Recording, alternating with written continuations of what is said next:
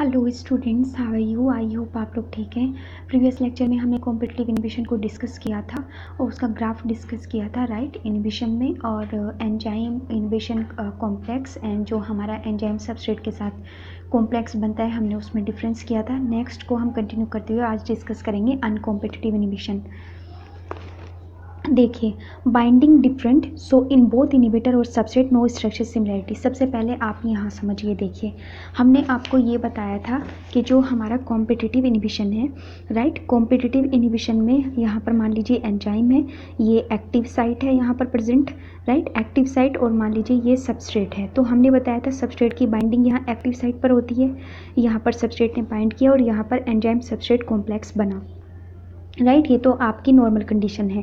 तो जो competitive inhibitor था वो इनहिबिटर यहाँ प्रेजेंट था और वो कम्पीट करता था सबस्ट्रेट के साथ बाइंडिंग के लिए, राइट, क्योंकि इनहिबिटर जो है वो सेम साइट पर बाइंड करता था, सेम एक्टिव साइट पर बाइंड करता था जहाँ पर सबस्ट्रेट बाइंड करता है। तो अब हमने यहाँ पर क्या आपको बताया था कि जो एंजाइम है उसकी एंजाइम की एक्टिव साइट पर इनहिबिशन की सबस्ट्रेट के साथ कंसंट्रेशन भी मैटर करती है, स्ट्रक्चर सिमिलैरिटीज़ होती हैं क्योंकि सेम एक्टिव साइट पर बाइंड कर रहा है। तो हमने आपको ये बताया था, राइट।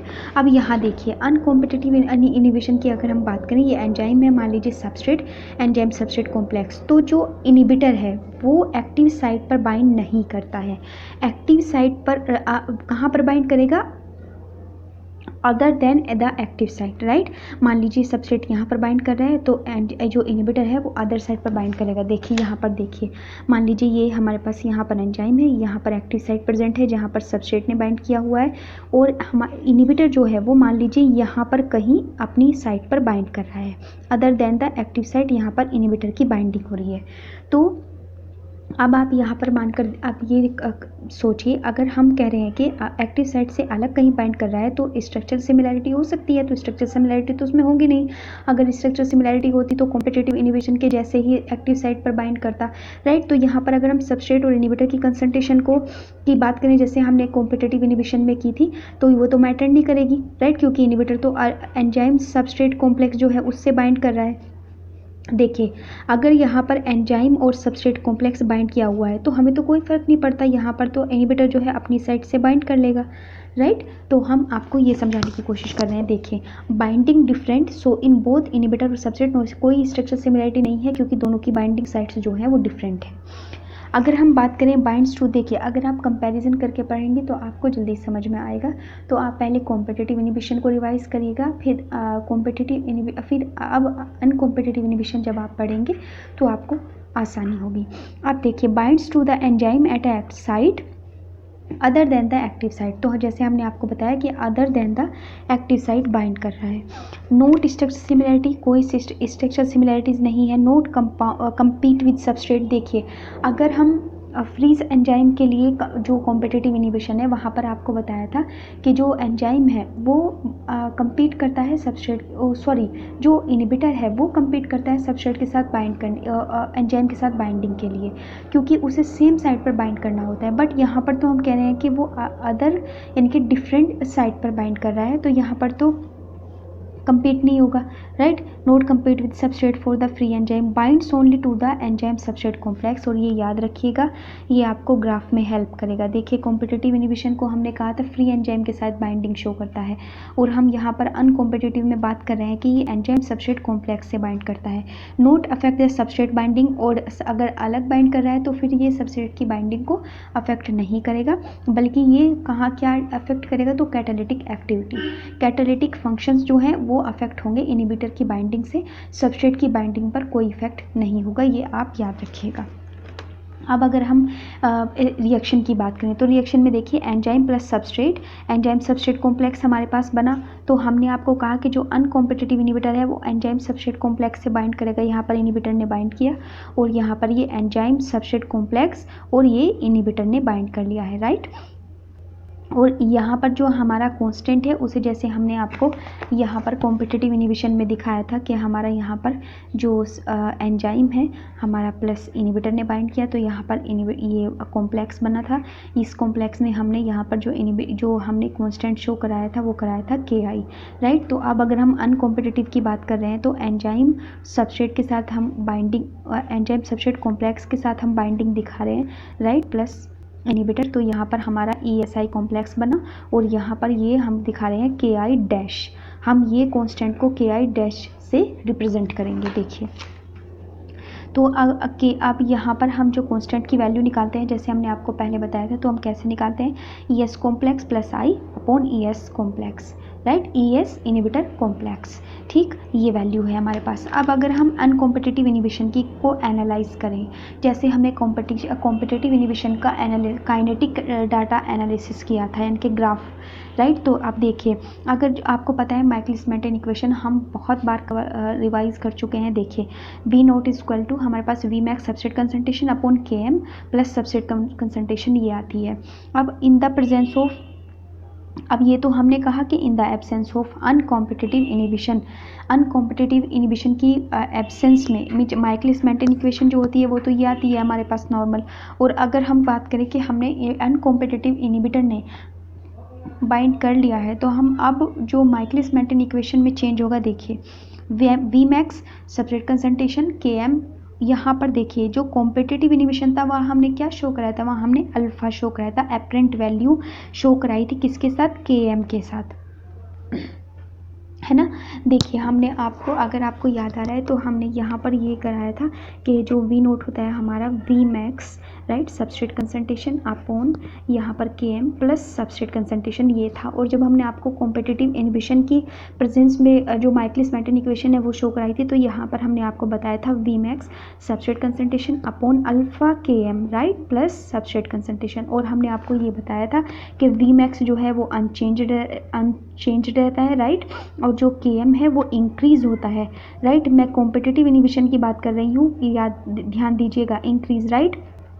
तो Km था वो इंक्रीज कर रहा है, और कितने वैल्यू से इंक्रीज कर रहा था, तो हमने आपको बोला था बाई अल्फा। ये एपरेंट वैल्यू ऑफ Km था जो इंक्रीज कर रहा था बाई अल्फा, और अल्फा की वैल्यू हमने आपको बताई थी 1 plus, right, alpha upon plus inhibitor upon KI, right, ये वैल्यू हमने आपको शो कराई थी। अब अगर हम बात कर रहे हैं, देखिए अब अगर हम यहाँ पर बात करें V मैक्स, तो हमने यहाँ पर किससे शो कराया है, तो अल्फा डैश सबस्ट्रेट कंसंट्रेशन, तो V max upon alpha dash substrate concentration Km upon alpha dash. ये हम क्यों लिख रहे हैं, क्योंकि यहाँ पर दोनों वैल्यू चेंज हो रही हैं। देखिए ध्यान दीजिए, यहाँ पर दोनों वैल्यू चेंज हो रही हैं, V मैक्स भी अफेक्ट हो रहा है और Km भी अफेक्ट हो रहा है अनकॉम्पिटिटिव इनिबिटर की बाइंडिंग से। जबकि हमने कॉम्पिटिटिव इनिबिशन में आपको बताया था कि V मैक्स अनचेंज रहता है और Km इंक्रीज होता है by the alpha value, right. और अल्फा की हमने आपको वैल्यू भी डिस्कस की थी, जैसे हम के अल्फा का जो वैल्यू होता है वो हमारे पास आता है alpha equal to 1 plus inhibitor upon KI, right. ये हमने कॉम्पिटिटिव इनिबिशन के रिस्पेक्ट में बताया था। और अनकॉम्पिटिटिव की अगर हम बात करें तो हम अल्फा डैश कर रहे हैं, राइट, तो यहाँ पर हमारे पास 1 plus I upon constant KI dash आ जाएगा, ये वैल्यू आ जाएगी, राइट। तो हम यहाँ पर ये दिखा रहे हैं कि दोनों भी वैल्यू चेंज हो रही हैं, V मैक्स और Km, ये हमने आपको बताया कि ये वैल्यू होती है और ये अल्फा डैश से चेंज हो रहा है। अब देखिए अब हम ग्राफ को कैसे करते हैं। देखिए अगर हम ग्राफ की बात करें तो ग्राफ में हमारे पास जैसे नॉर्मल ग्राफ हमने आपको प्रीवियस लेक्चर में भी बताया था, हमारे पास जो एक बार फिर से देख लीजिए आपको क्लियर हो जाएगा। अगर बात करें ग्राफ की तो हमारे पास जो नॉर्मल माइकलिस मेंटेन इक्वेशन है उसका ग्राफ हमारे पास ये आता है। यहाँ पर अगर हमारे पास वेलोसिटी मैक्सिमम वेलोसिटी के इक्वल हो जाती है तो यहाँ पर हमारे पास V मैक्स का वैल्यू आता है। और अगर हम रेट ऑफ रिएक्शन हाफ होती है तो हम उसे बोलते हैं half upon 1 upon V max. और अगर ये कर्व आता है हमारे पास, राइट, और यहाँ रेक्टेंगुलर हाइपरबोला हमने आपको बताया था, और यहाँ पर वैल्यू ये जो आती है यहाँ हम Km करते हैं और यहाँ y एक्सिस पर हम सबस्ट्रेट की कंसंट्रेशन को रखते हैं, राइट। तो ये हमारे पास सिंपल ग्राफ है। अब देखिए इसमें क्या चेंज हो रहा है। अब अगर हम बात करें अनकॉम्पिटिटिव इनिबिशन की, तो देखिए हमारे पास अगर हमारे पास इनिबिटर एब्सेंट है तो हम दिखा रहे हैं कि हमारा Vmax का वैल्यू ये है, राइट, नॉर्मल। और अगर हमने दिखाया है कि हमारे पास अनकॉम्पिटिटिव इनिबिटर बाइंड किया हुआ है तो Vmax का वैल्यू यहाँ से हमारे पास इतना यहाँ पर आ गया है, राइट। तो इसका मतलब क्या हुआ कि Vmax जो है वो डिक्रीज़ हुआ, है ना।